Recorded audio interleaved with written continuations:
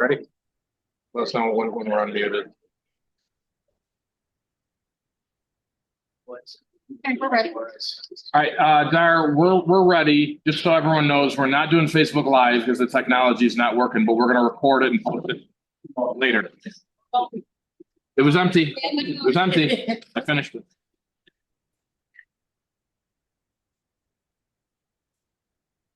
Yeah, we got the electronic flag. So, right? yeah, digital again. Yeah. We'll pledge allegiance.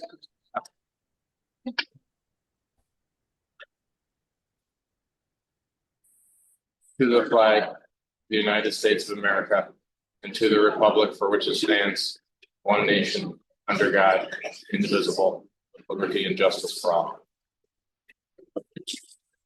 Have a roll call. City of Buffalo. Present. Niagara Falls. Present. Erie County. Present. Niagara County. Here. Highway Authority. Present. DOT.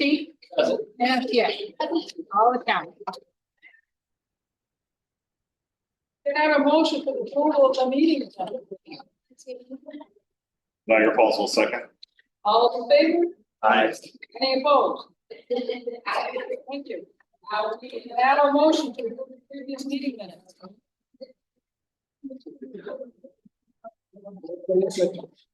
Questions? Corrections? All in favor? Aye. Any opposed? Thank you. Now, I have a communications report. All right, so communications report are highlights for this month or for the month of May. We always do the communications report for the month before. It was the draft transportation improvement program, TIP public comment period, and the draft roadway all user crash elimination plan, otherwise known as RACE.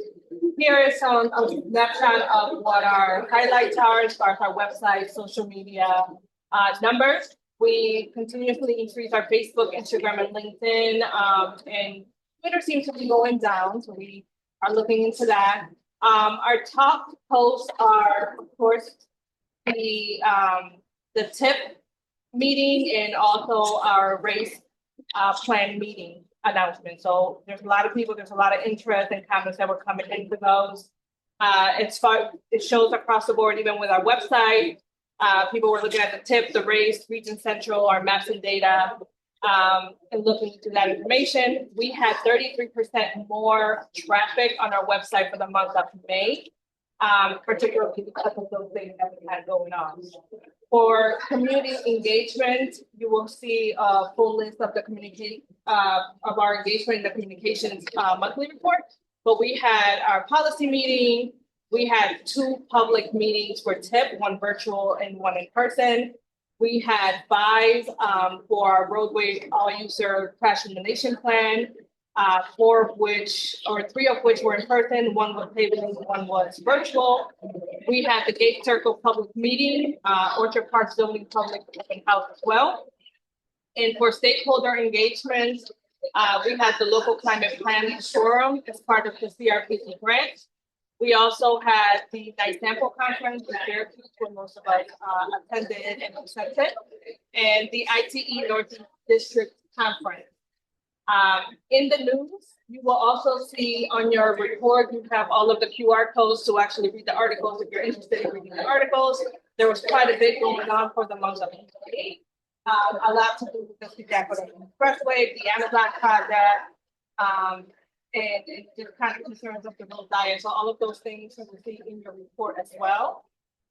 And that is pretty much it. There's more information on here about our website and that kind of thing if you guys want to go into it. But if you have any additional questions on our communication department, feel free to let me know.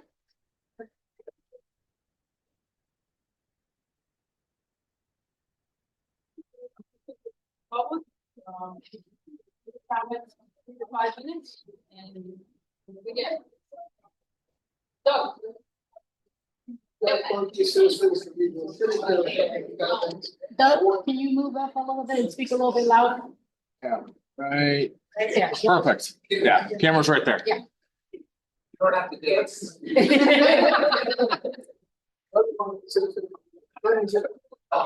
One is looking for The task of the long range plan for the MTA planning.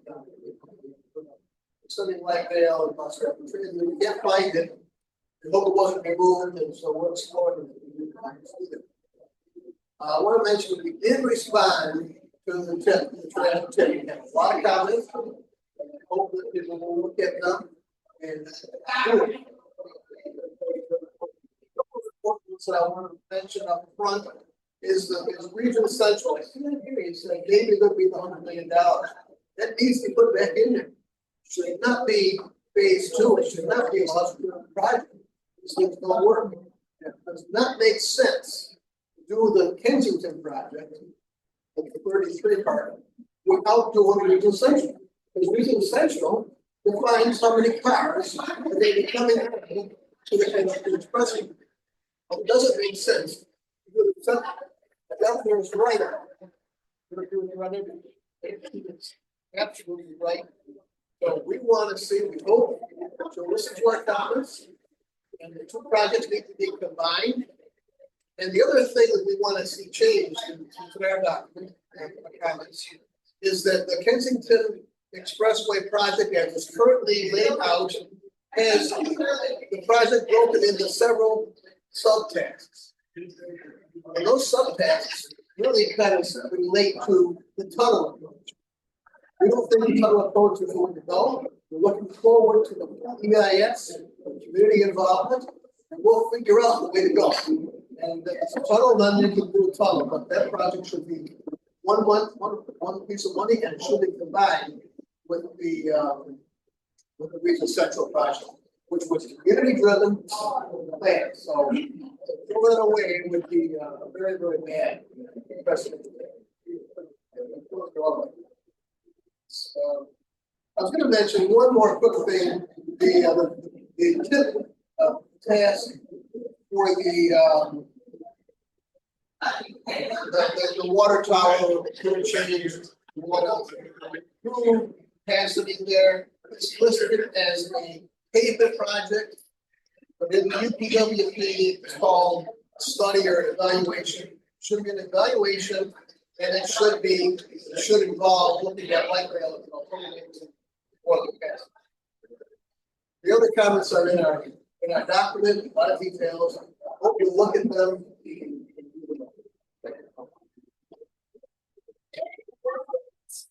Thank you, Doug.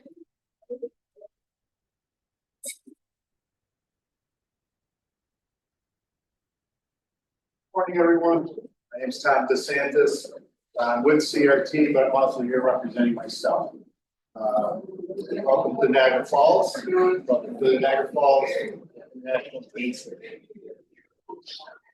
I have been, as you know, an advocate for intercity rail. And I think that the GBNRTC, in particular, the leaders that you represent, are failing Western New York. There isn't a single rail project being advanced or advocated for by any municipality or by any agency. This is a failure. We do have intercity rail.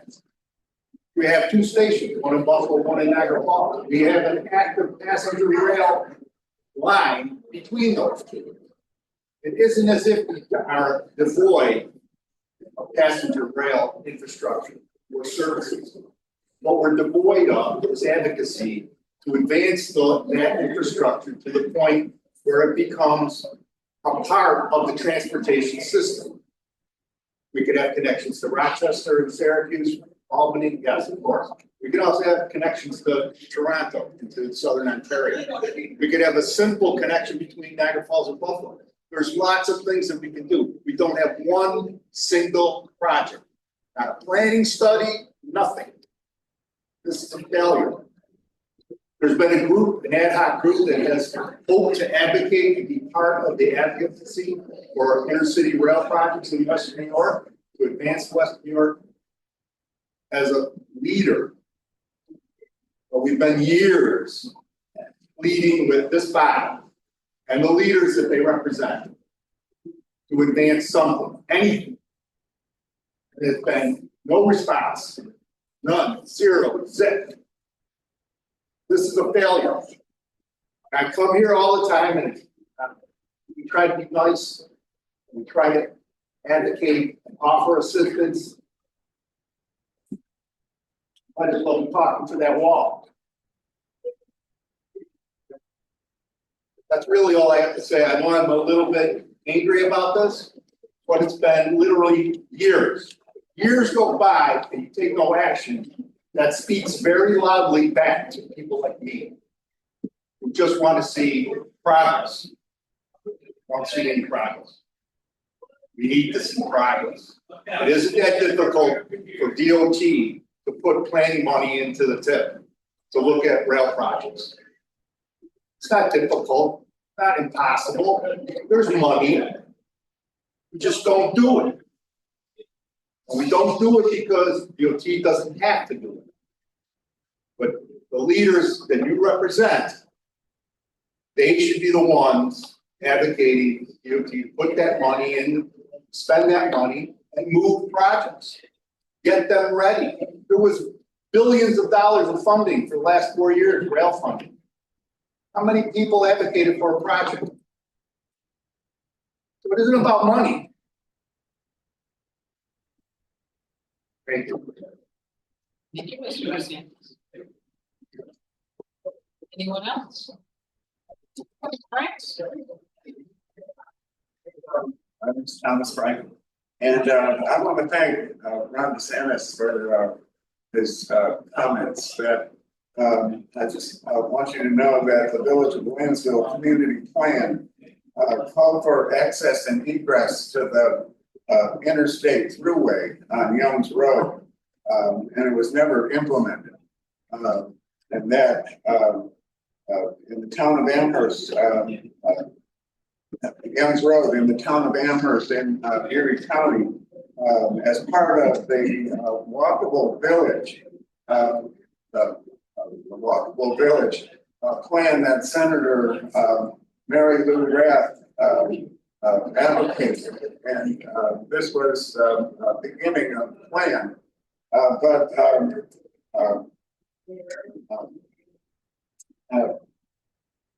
it was not expeditiously implemented. And the traffic on Main Street is bumper to bumper on certain days at certain times from the 290 to Transit Road. It's a traffic sewer. Hey, something's got to be done about it. And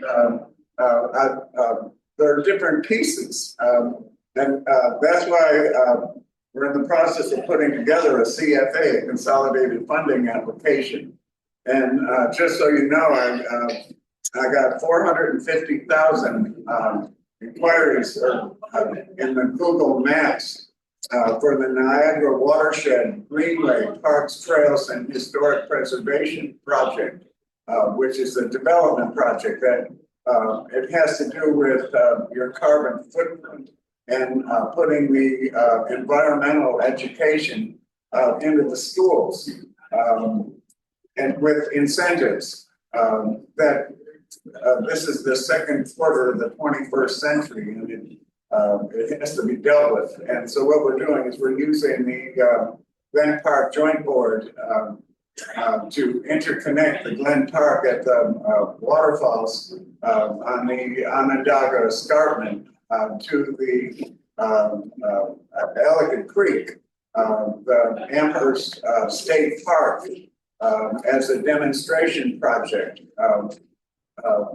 having to do with restoration of asbestos contaminated property that's been vacant for 20 years. That the bureaucracy of dealing with an innovation, it has to be dealt with, and this is an important component, a partner in the project. Having to do with traffic mitigation over like a 5-year period, and developing the methods, means, and modes of mobility, including alternatives on the Greenway. And that was the purpose of the Greenway. As far as the East Coast Greenway goes from Calais, Maine to Key West, Florida, that it served a purpose because the United States Army Corps of Engineers knew that the water level on the East Coast was going up 2.5 feet over 10 to 20 years. And that became the model for the Boston Harbor and New York and the Hudson River and the Erie Canal and the Genesee Valley and the Niagara River Greenway. But they shut it off at the Niagara Falls Boulevard. Thank you very much. Thank you, Mr. Anyone else? This will move to our action items.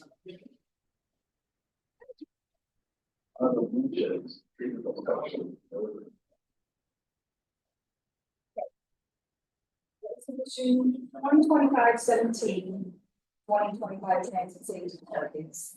On July 19, 2018, the Federal Transit Administration published the Public Transportation Agency Safety Plan Final Rule, which requires certain operators of public transportation systems that receive federal funds under the FDA's Urbanized Area Formula grants to develop safety plans and processes and procedures to implement safety management systems. Each year, NPOs must adopt targets based on the final rule on metropolitan development. The NPO has the option, as with all of performance targets, to agree to program investments in support of transit operators target or set their own quantifiable targets. I realize it's very difficult to read, so those are the shaped targets I assure you. Move on to the next slide. So, Niagara Falls State Transportation Authority Executive Safety Committee has officially adopted updated safety targets for the established transit safety categories for the NFTA Metro Agency Safety Plan dated February 27, 2025. The GBNRTC concurs with transit safety performance measure targets for 2025 set by the NFTA for establishing federal requirements for performance management. Public comments were received for 30 days from April 22nd until May 22nd. And we had no comments on these new targets. Oh, okay. Rich said, go through the categories that are under the safety transit targets.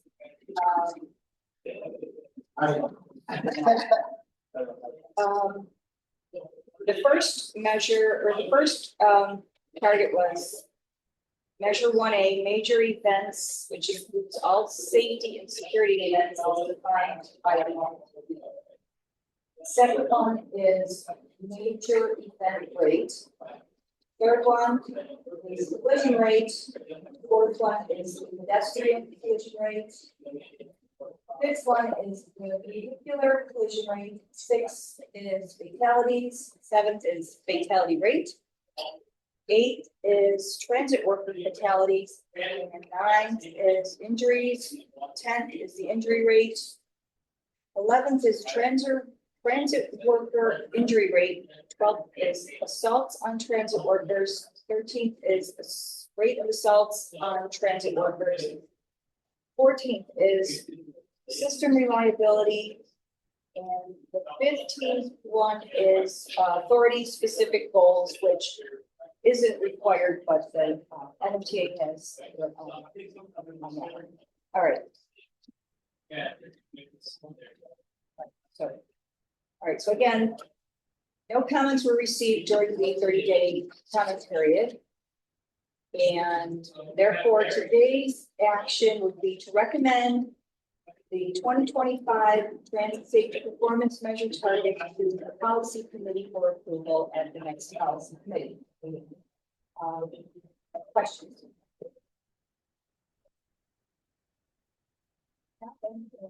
Okay. Then can I have a motion to recommend to the policy committee? Wait a second. All those in favor? Any opposed? Thank you.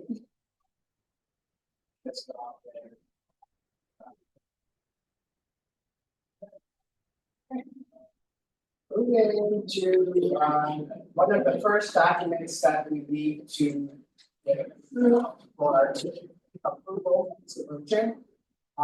So we are required to do a MPO self-certification whenever we update the long-range plan or the TIC. This is in addition to the regular federal certification that we just completed last year. So this is a document that basically states how we're meeting all the federal requirements and outlines any special projects that we're currently working. So this is all, as you said, there's federal requirements that this needs to be done to certify that our transportation planning process is addressing these major issues and metropolitan areas accordance to applicable requirements. So the self-certification has three parts: any required agreements, required planning, technical work, write-up, and administrative management checklist. So the self-certification document is about, I believe it's about 12 pages. It's included in your document. Everyone should have had a chance to receive it, to read it, review. I didn't receive any comments.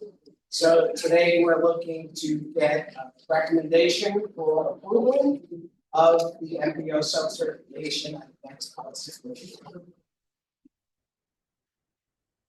I'll add, this is, it felt very redundant to me after having gone through our certification with FHWA and FTA.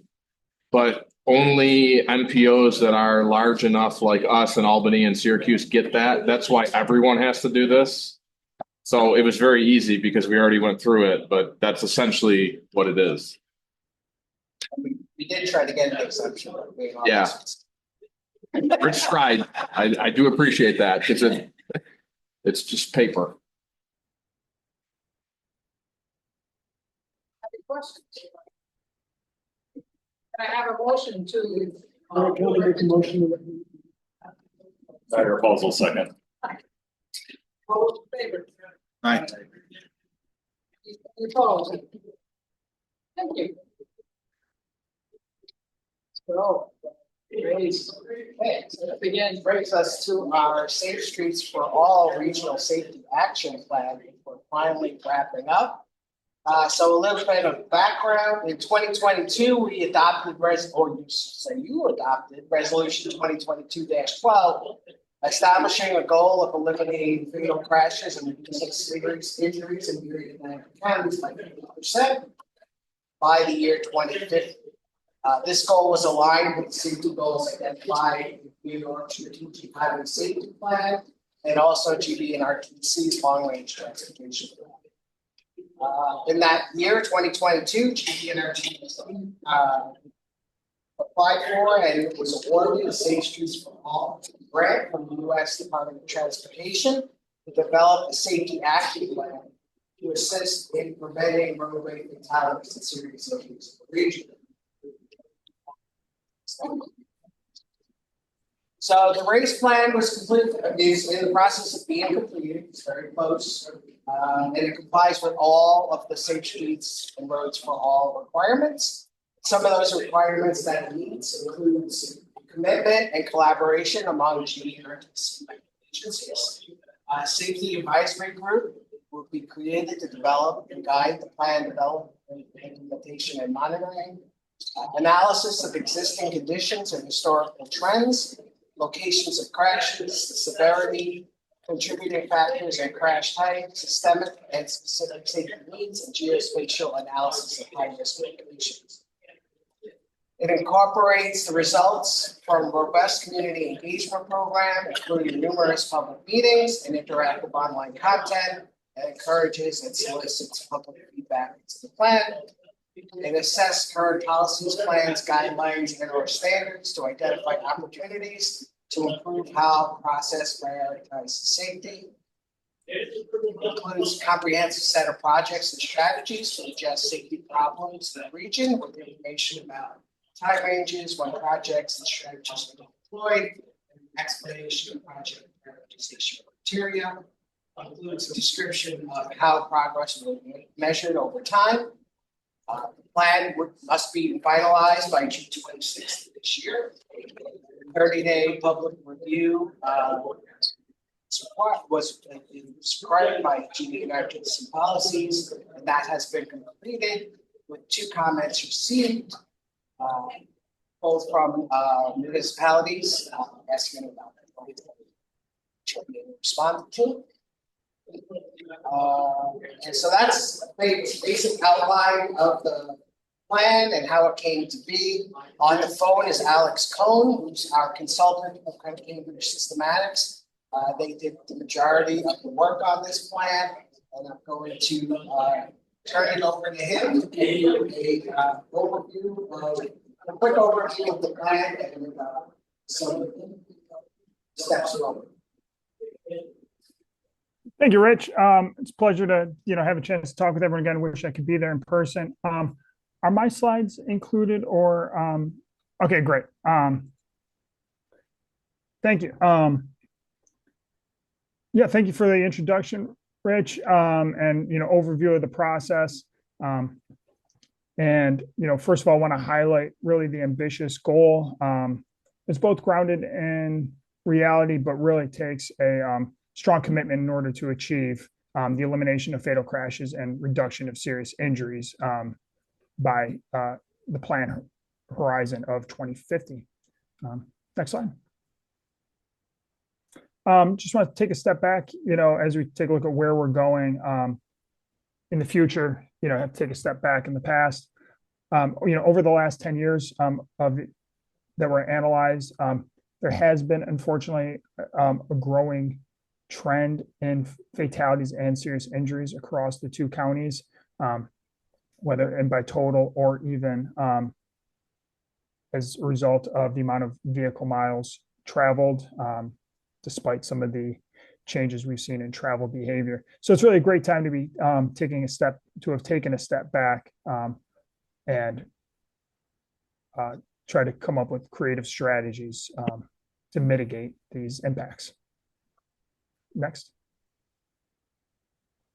And one of the key principles of the safe system approach adopted by USDOT and others internationally is that responsibility is shared, and that crashes are happening both on and off the state system, local system. So there's really different strategies and different opportunities that everyone around this table and beyond can play a role in to improve outcomes for all users in the region.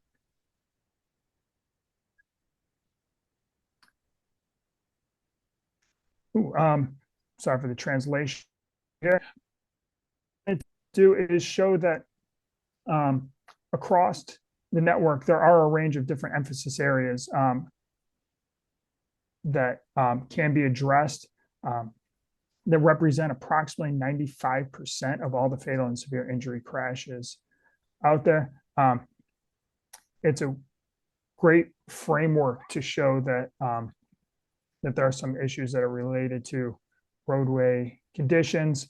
Those are driven by road user behavior or other factors as well, such as vehicles as well. So it really takes, so there's not just any one singular point of entry into improving safety, but really, practically a 3-dimensional approach to analyzing and coming up with strategic countermeasures. One thing that we absolutely wanted to keep in mind throughout the process was addressing impacts in communities of concern. One thing that we had analyzed was that in areas with higher concentrations of communities of concern, that fatal and severe injury crashes were 36% more likely to happen in those areas.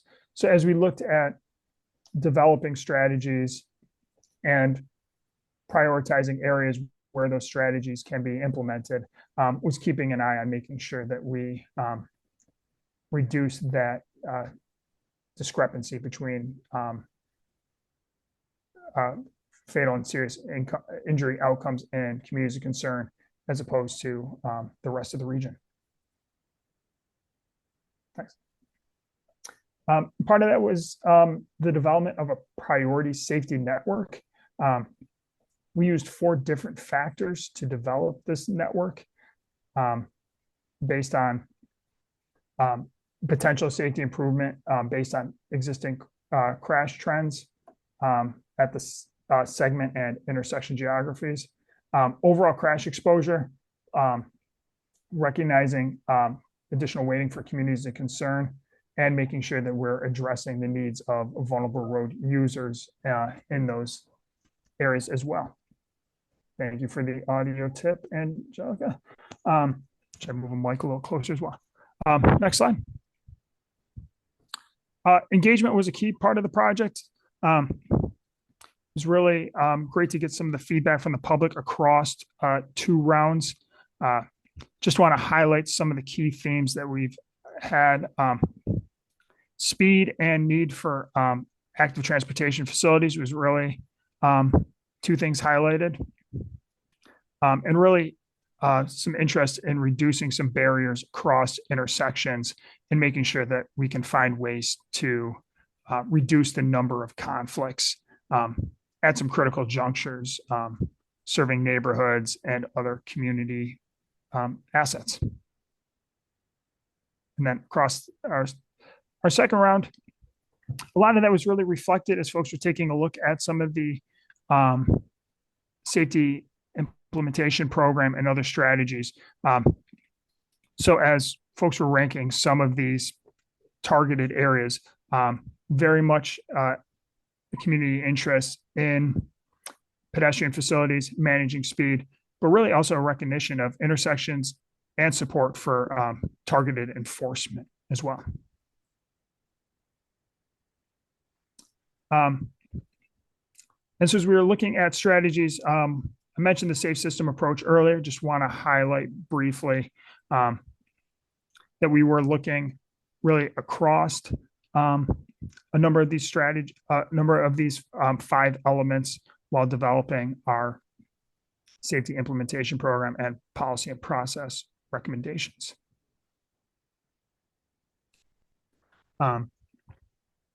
So, the majority of the focus was trying to prevent death and serious injury, but also recognizing that there are human mistakes as well, and that responsibility is shared. And lastly, proactive identification of risks was really key to developing our systemic risk network as well. This is very much in line with the New York State Strategic Highway Safety Plan. And, we really hope that this goal of eliminating fatalities really bolsters and becomes a pillar of realizing the vision of the 2050 Long Range Transportation Plan.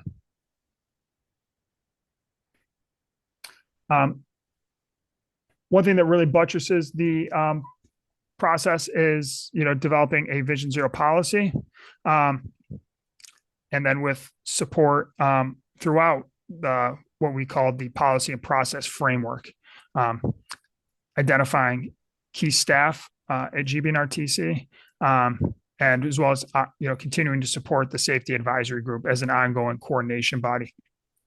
We also highlighted 7 process areas of making sure that we support the ongoing roadway safety management planning process, supporting complete street development, speed management, education, improving local codes, enhancing post-crash care, and identifying key sources of funding as well. Just a quick overview of some of the major bullets that are recommended. As part of the adoption, there's a Vision Zero policy. We've also developed a municipal template as well too. So very much encourage other cities, towns, villages, counties that are interested to commit their support as well. now that we're wrapping up the plan, we're developing an implementation annual report to continue to support that work. Just back one slide. We're also looking to recommend the development of a complete streets design resource to synthesize some of the best practice guidance, and also continue to collect and analyze active transportation data as well to continue to bring that information to the fore in the planning process. Speed management, supporting the data of speed data in school zones, highlighting this data through the crash dashboard to law enforcement and try to continue to encourage connections to those agencies, and developing a traffic calming resource as well too. So kind of sharing some of the best practices, particularly for winter maintenance.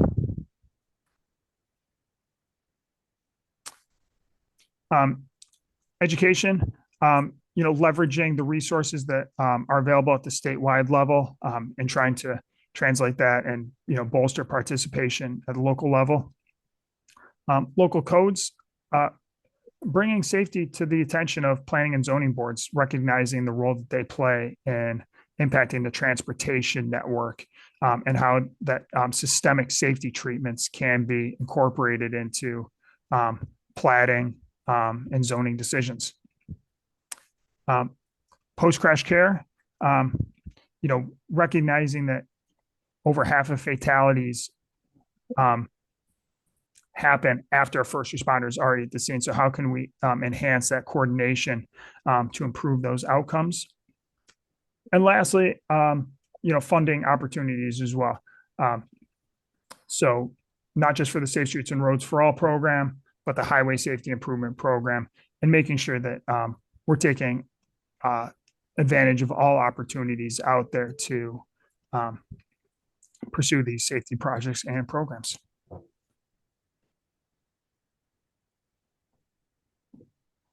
Next, we'll highlight the components of the Safety Implementation Program.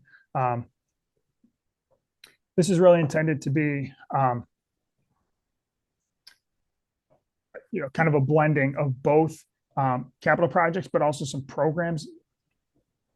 So we're really trying to be inclusive of a range of strategies across the SAFE system for implementation and improving outcomes. Some of these are in the near term, but we think that some of these can also set forth for some longer term projects as well. Next slide.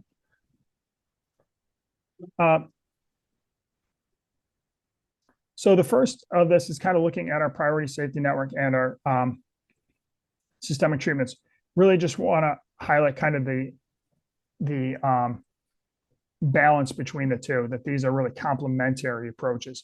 Whereas our hotspots on our priority safety network are really site-specific ideas. And these may be, some of the major projects that we do over time, maybe perhaps our rehabs, reconstructions, and some of the streetscape projects we see in the tip right now. But whereas the systemic improvements are those that can be done, more at a broader scale, casting a wider net across the network. Like we've seen with the pedestrian safety action plan, recently with the roadway departure safety action plan as well. So we really want to continue this evolution that we've been seeing in New York State. And we've also included systemic countermeasure packages related to intersections and also speed management as well, so that we can continue to expand that knowledge and expand that process.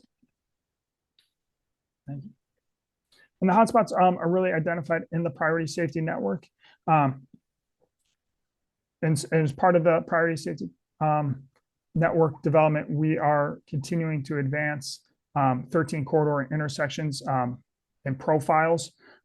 So looking at strategies and countermeasures that can be developed into future projects. Also, the systemic safety treatment. So kind of not just looking at those broader categories, but looking at those really focused in-depth quarters, but really looking at what we can do to improve intersections, speed-related crashes, roadway departures, and pedestrians network-wide. So really the first step that for us was identifying those four focus crash types, which were very much large slices of the pie of the emphasis areas diagram. Identifying which of the focus facilities, so which functional classes or intersection types were most prominent within each of those focus crash types. And also, lastly, we identified key risk factors that where crashes were more likely to happen on those focus facility types. So that allowed us to even narrow down the focus even more to a more narrower set of targeted locations that can be implemented by a range of owner types. And on the next slide, just a lot of numbers here, but what I want to highlight is what's great about systemic treatments is that we'll see here that there is a range of facility owners who can get off the sidelines and into the game, that there are locations that they can take proactive safety actions.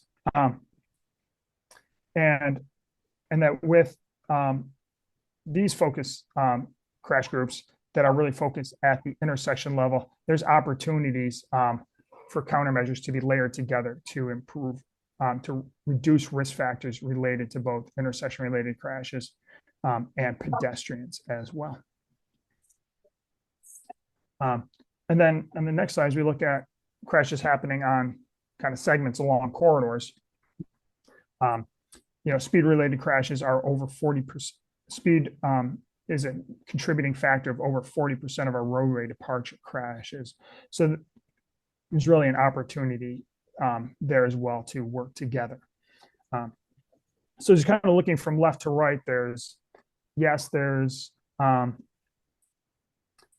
maybe 420 miles of urban arterials that maybe not zones, but I think we get to narrow down the number of potential risks, those with an above average number of risk factors, try to really take it down to a somewhat more manageable, more targeted number of locations that can be potentially addressed through different countermeasure packages.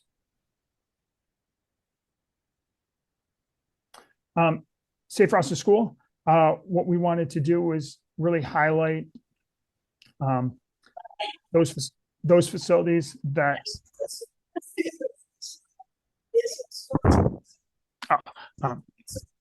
we wanted to highlight those connections to schools where we do see a lot of pedestrian and bicycle activity, and where we have existing school zones. So what can we do to really create focused nucleuses of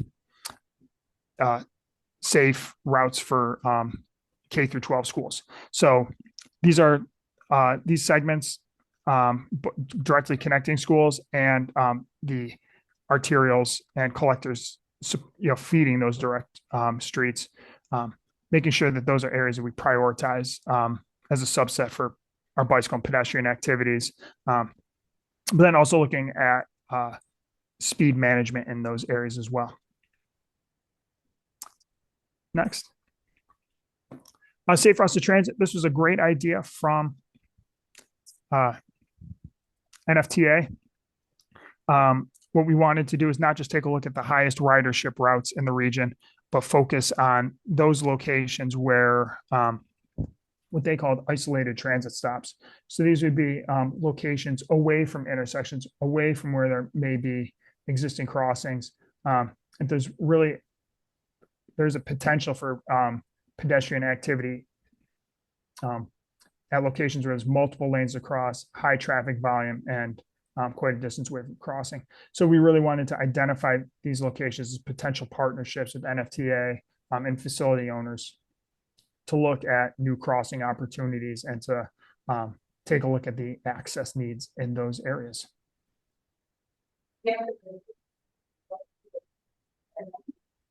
Lastly, education and enforcement, really building upon local activities through the governor's traffic safety grant opportunities, want to make sure that we're increasing overall participation in police traffic services. So that when there's high enforcement activities, there's really kind of a unified approach.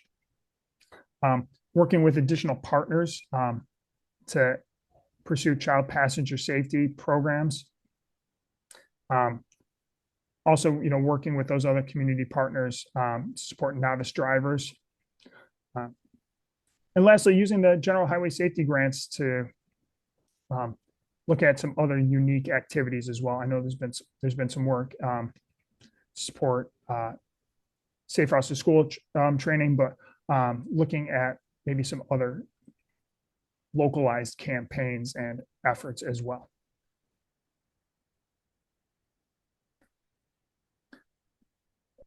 And progress and transparency. One of the key things that'll be part of the plan is not just to let it get off the shelf, is to continually monitor and assess the process over time. These are just some of the key performance measures. Building upon those, like the transit, the HSIP, the Highway Safety Improvement Program performance measures will come through again. But also on an annual basis, want to continue to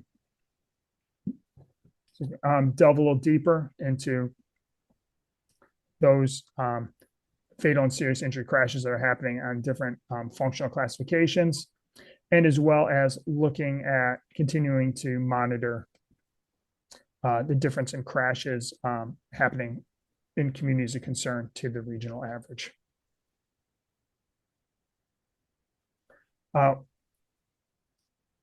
One thing that will assist the process is continuing to share information through the safety performance dashboard that can support, help locals, but also for the general public to expand knowledge of safety issues and to have locals, kind of do their own analysis and kind of keep them engaged in the overall process. And some next steps really involve, really continuing some of the engagement with partners, taking, a lot of the momentum that's been built, and, starting to go down the path of implementing the plan. So thank you all for your time today, and happy to answer any questions.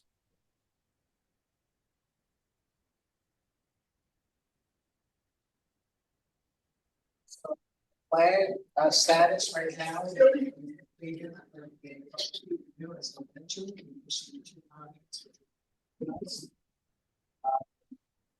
Members have requested that at this time we table the motion to approve the document until they have a chance to complete review and comment on the final version of the plan. So anticipate that approval will come this week.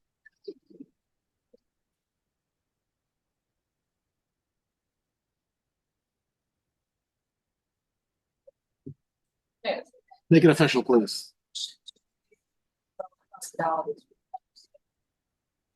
Second? All those in favor? Any opposed? Thank you.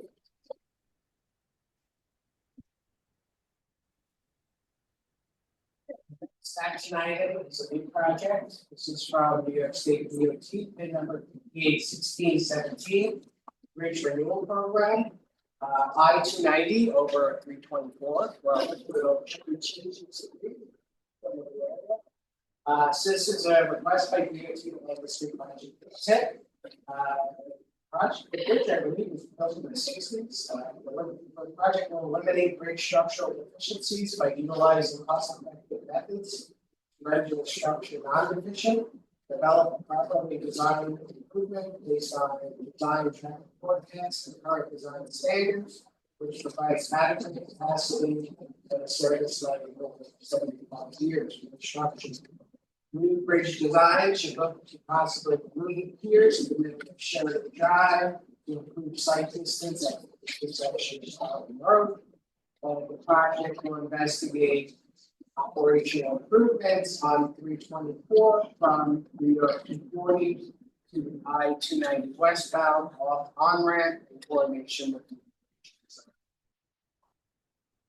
project will have a total cost of $22.6 million. However, the request today is only to add the first phase to the current tip. The rest will be on new tip that's coming out.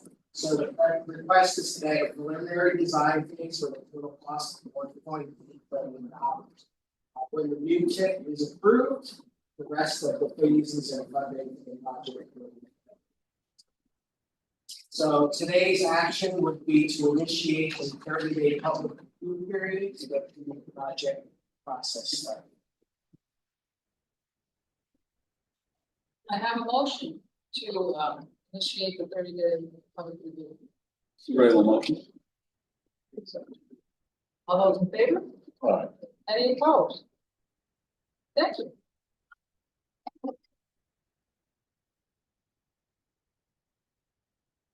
Next action item is a project modification. So this is a DOT request to modify an existing project. Additional funding for this project, Armadillos at Murphy Dewar Road intersection. Additional money is required for the roundabout alternative. Therefore, construction inspection funding is requested to be increased by $1.326 million. Fiscal constraint is maintained as these additional funds will be transferred from another DOT project 5P2006, which is a safety fund. Elect date remains 6/25. This change was recommended by TPS at the May 21st meeting, as it is a increase over 500,000. This is PCC action, so therefore today's PCC action would be to approve this cost policy. I have a motion to approve the action.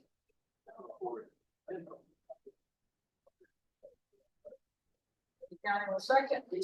All those in favor? Aye. Any opposed? Thank you. Things get into the All right, the next one is item 109 is for NFTA's program realignment. This includes 7 existing projects that are on the tip. Project costs are being modified to reflect the published federal FTA enforcements. Fiscal constraint is maintained. So the following projects that have been changed and the costs have been changed, some of this has title changes with the 2 to add the FFY in the title, is 582531 rail preventive maintenance, 53037, 582536 rail preventive maintenance, 5337, 582539 purchase revenue vehicles, 5339. 582540 purchase revenue vehicles, 5339. 582541 purchase bus shelters, 5339. And 582580 plus capital project, 5307. And 582581 bus rail capital project, which is funding 5337. So a lot of information on this. The name change, as I said before, added the FFY 25 to the name. The obligation let date for all of these projects is unchanged. And the scope is unchanged. The only difference is purchasing a lot less because some of the costs went down. So today's PCC action would be to approve this act.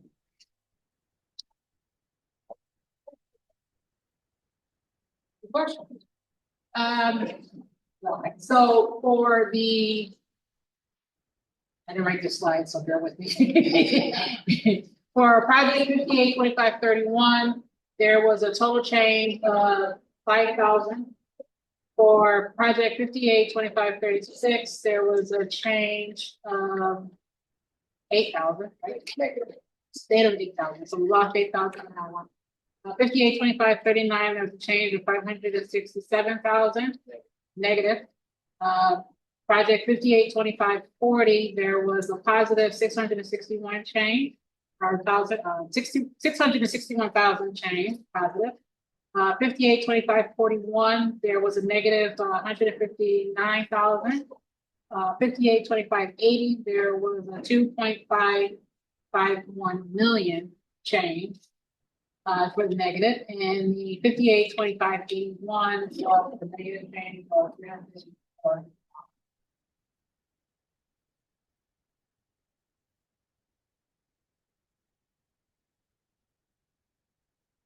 I think Sam's online. Did I get everything correct on that? Sounded good to me.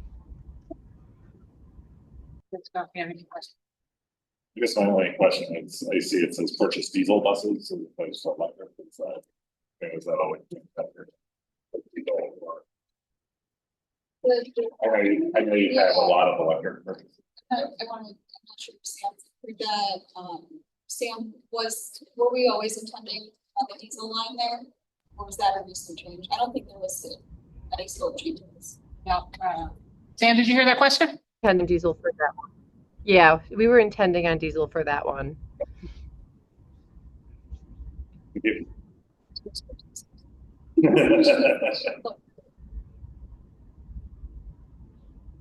Anyone questions? I have a motion to approve the realignment. Higher false second. All those in favor? Aye. Any opposed? Thank you.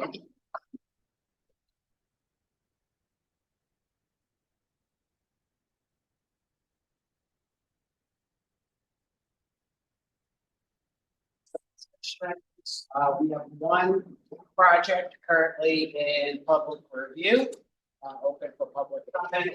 This is a NFTA request to go to projects in TIP. These use New York State rail capital funding, so 100% state funded. The first is 582642, DL&W Shoreline Rehabilitation, construction project. To restore and stabilize sections of the shoreline adjacent to the DL&W shop facility of the Buffalo River. Total projected cost is $23.6 million. Pin 582643, station panel liner rehab, design and construction. This project will replace existing steel panels located in the escalator two tunnel walls of the Humboldt and LaSalle Metro rail stations. Newer, more durable materials that provide an attractive appearance, resist staining, and are easier to clean. Total project cost for this one is $2.4 million. Proposed let for both projects is 11/30. That was the date of the grant. Sorry, FDA does things a little bit differently with their projects. So they're listing the actual grant award. So. And anyone from NFTA have any idea when this work would actually get started? I'm sorry. Yeah. I know design is underway. Okay. And I think all documents show that we need to complete kind of next year. Okay. So I think pretty rapidly. It's Okay. need to complete for us. Sorry. So the fiscal constraint is maintained, as I mentioned, it's both 100% state funded, so there's match required. Public transit section. Yes, public transit section of the state rail. Currently, there's a passenger rail and public transit portion of that funding. So we were asked to clarify it. So thank you, Kim.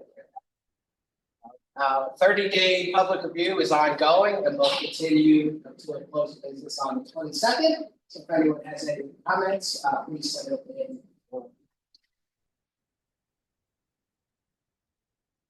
Okay, next item is the status of our chip development. We're getting pretty close to the finish line on this one as well.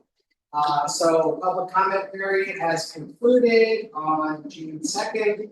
In all, we received 238 comments. All comments were acknowledged and they have been forwarded to project sponsors who may wish to provide additional comments.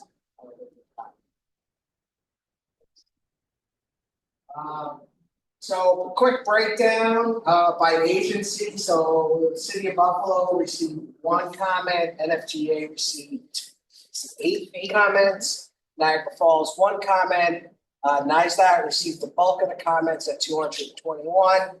And then there were 7, I call them GB and RTC / general questions on either long range plan goals or procedural questions that GB and RTC staff will take care of.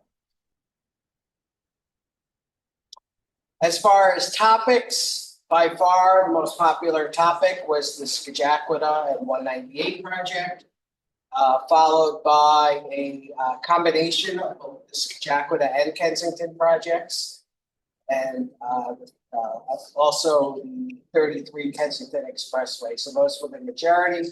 We also received more than couple comments on purchase bus shelter projects, the Washington project list, and interesting.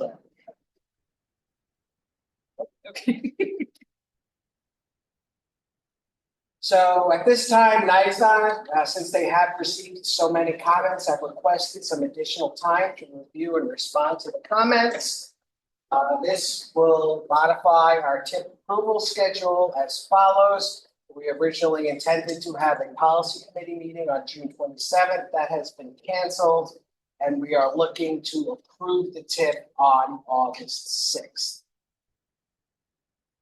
Mike, did you want to add anything to that? No, you covered it all. Great job. Okay, any other questions on TIP development? We'll move on to. I have a question. Earlier in the meeting, you had a project that had to be approved by June 26th by policy. You don't have a policy meeting coming up. Then with that project. The race plan actually is going to be approved by PCC.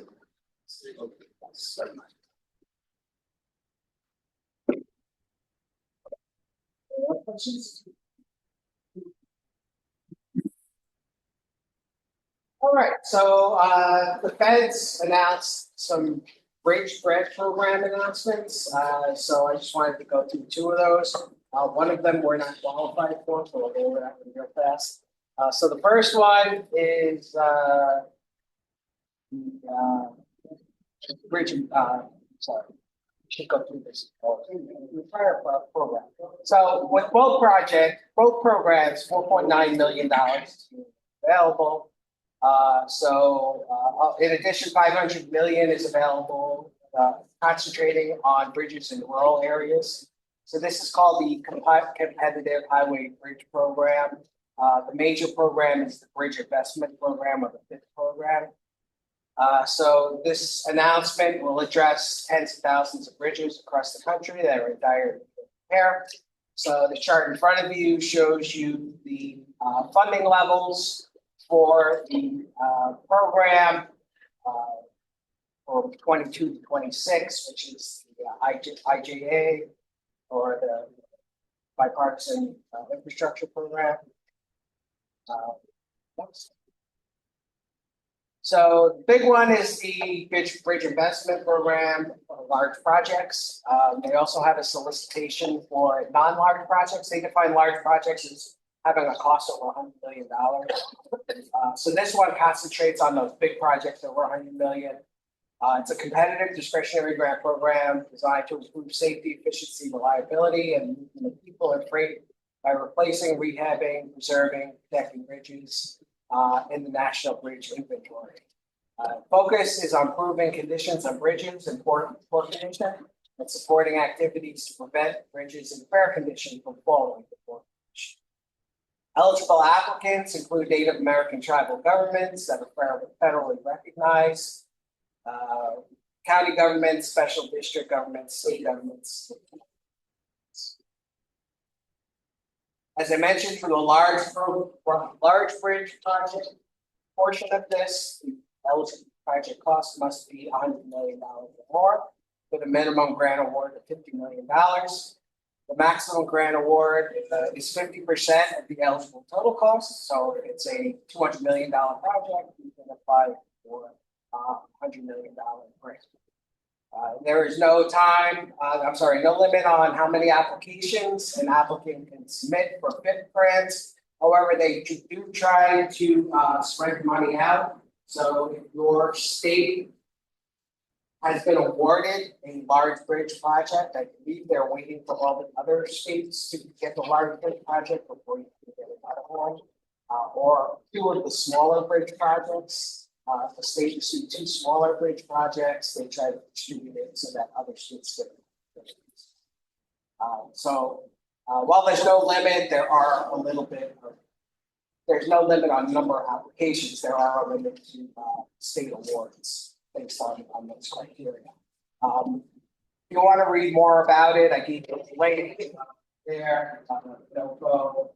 Application link. All applications must be submitted by midnight on 8/1/25. The other two BIP categories will be advertised in the subsequent NOVO, those planning grants, and the smaller, less than $100 million bridges.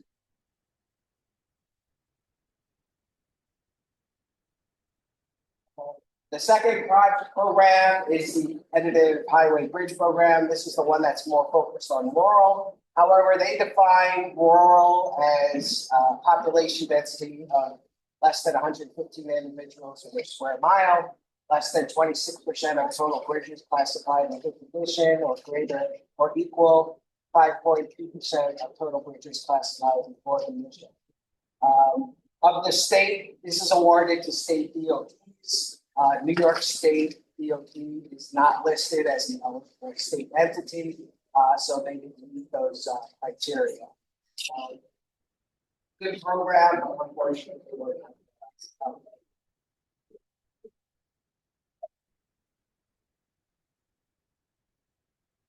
Questions on anything that I presented or discussion?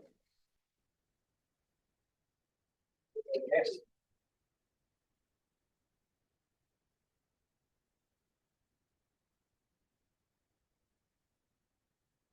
Start at the far end. Want me to kick it off? Okay. No problem. From the city of Buffalo perspective, construction underway on a few major projects, Abbott Road,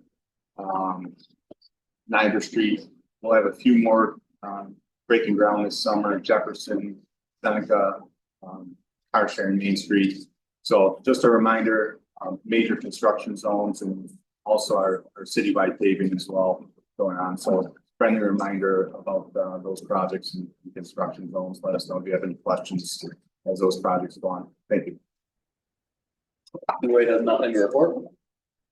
I think I've mentioned this before, but we're about to undergo a streetscape reconstruction on Buffalo Ave from 86th Street to just north of the South Expressway. Meeting this afternoon with Sal, just to kind of remind them of the project, but see shovels in the ground very soon. That's the feedback. I'll share just a couple of brief updates that we usually share a little bit about the LW station. With the mention of the shoreline rehab project, we've got a number of overlapping projects down there, so station opening is a little delayed, but we are operating through the station this summer, getting a handle on those movements. So more to come on that. Bailey BRT, we had our last round of public meetings for the planning phase for that project this last week before. So we'll be proceeding into engineering, looking forward to making that project a reality. Metro expansion, we're anticipating public EIS in August, so just a heads up for folks of that. Okay, for the DOT, Rich kind of covered it pretty well. I wanted to talk about the comments. We're currently reviewing the comments. Also, at the same time with main office, so there are well, as you saw, main comments in there. So we are pushing that along. I don't have a schedule on that at this point, but when we know more, I'll really talk about it. So, Your county, no, it's only 2 seasons, construction and winter, so we are heavy into construction. We're working with local municipalities and DOT to make sure everything is coordinated. Apologize for any delays, but it needs to get fixed. So just be aware of ever-changing road conditions. Thank you. Okay. For my director's report, first, I wanted to congratulate Hector Baggio, our senior transportation analyst, who led the effort on the race plan that we're essentially finished with today. Hector's retiring at the end of this month, so congratulations, Hector.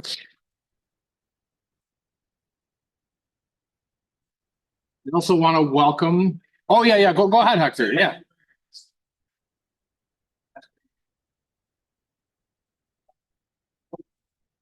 And Yeah, thank you. Great. I just pushed him over the edge.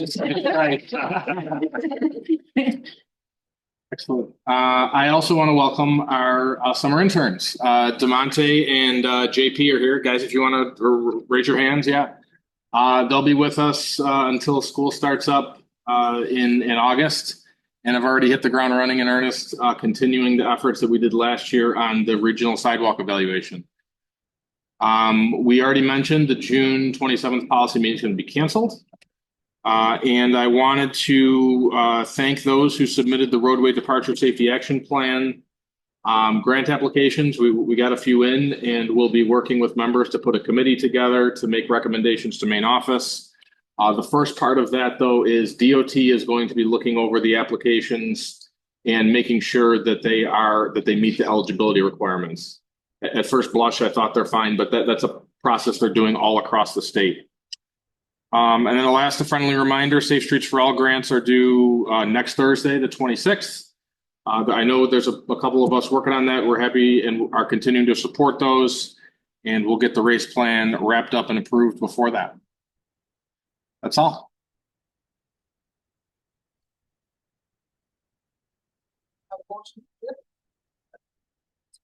Oh, yeah, we're not going to have an executive session. Not a great spot for that. That's all right. We'll do it at the next one in July. It's fine.